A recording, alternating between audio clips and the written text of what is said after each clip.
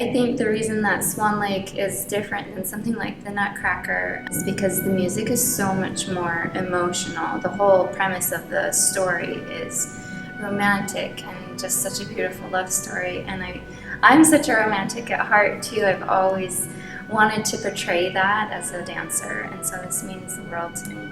This is my second time performing Swan Lake, but my first time performing the role of Odette O'Dell. I always think of the white swan and the black swan kind of like yin and yang. They're separate but equal. When I started to coach Hannah and Perry in Odette O'Dell, first I took a step back because I tried to remember what the coach did with me. I started to help them to find their portograph for Odette and their portograph for Odile.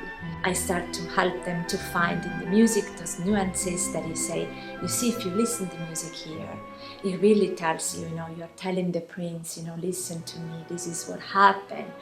I always try to pick the instrument in White Swan Pas de Deux. I'm sometimes the violin, I'm sometimes the cello. The cello is my soul, I'm talking to the prince through the cello.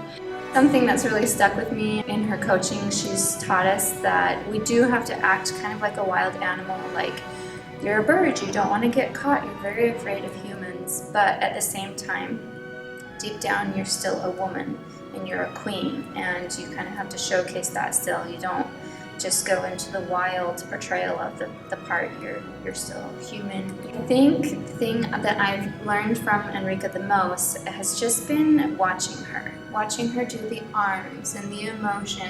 You can see that she has the muscle memory for it still, and so that's really the best way to learn, is to watch her do it again and again.